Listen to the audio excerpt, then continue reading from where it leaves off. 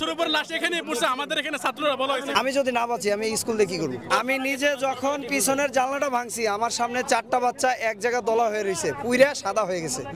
উনি স্কুলের ফর্মালিটি নিয়ে আছে, আমার যে ভাই মারা গেছে এটা কৈফিয়ত কে দিবে? সবশেষ এখন বলতেছে স্কুল কর্তৃপক্ষ বলতেছে যে এটা আমাদের স্কুলের একটা রেপুটেশনের ব্যাপার। দেখেন, দেখা যাচ্ছে যে এখানে আমরা যারা বাচ্চারা পড়ে বা যারা অভিভাবকরা এখানে ছিল, আপনার বাচ্চা হইতে পারতো, আমার বাচ্চা হইতে পারতো, এইখানে যে রেপুটেশনের কথাটা বলা হচ্ছে আসলে এটা কিন্তু কোনো যৌক্তিক বিষয় না।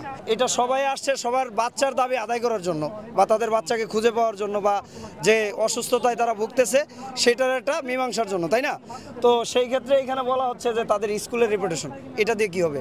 আমি যদি না বাঁচি আমি স্কুল দিয়ে কি করব? আমি নিজে যখন পিছনের জানলাটা ভাঙছি, আমার সামনে 4টা বাচ্চা এক জায়গায় দলা হয়ে রয়েছে, পুইরা সাদা হয়ে গেছে। এখানে মিনিমাম ছিল আপনার 150 উপর লাশ এখানেই পড়ছে, আমাদের এখানে ছাত্ররা বলা হয়েছে। কিন্তু আমাদেরকে অনলাইনে বলা হয়েছে মাত্র 22 জন, এখানে স্পট ডেট হইছে 50-80 জনের উপরে। আমি বলি এক একটা ক্লাসে সর্বনিম্ন আপনার 60 থেকে 70 জন স্টুডেন্ট থাকে এই প্রাইমারি সেকশন এগুলোতে। দুইটাই এই ক্লাসরুমে একদম স্পট ডেট, সবগুলো লোক মারা গেছে দুইটা স্টুডেন্টের, দুইটা ক্লাসরুমে একটা সেকশনে। আপনার একদম এই যে ছোট বাচ্চাদের এরকম সাদা মাংস, এই যে দুইটা ক্লাসরুম, এই দুইটা ক্লাসরুমে একটা বাচ্চা আছে না, টিচারও আছে না। পাশাপাশি যে স্টুডেন্টগুলো ছিল, পাশাপাশি ক্লাসরুমগুলো ছিল, এগুলা দুই একটা বাচ্চা সবগুলোই মারা গেছে।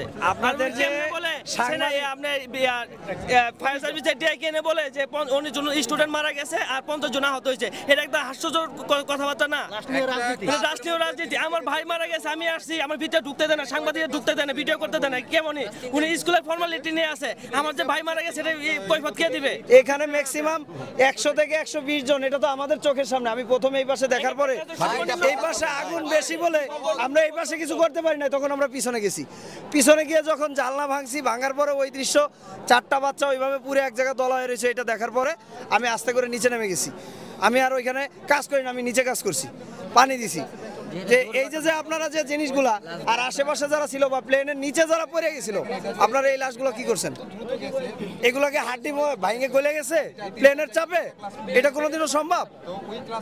আপনার কি মনে হয়? না, আপনারা বলেন হাড্ডি পুরে ছাই হয়ে গেছে, এটা কেমন ধরনের কথা?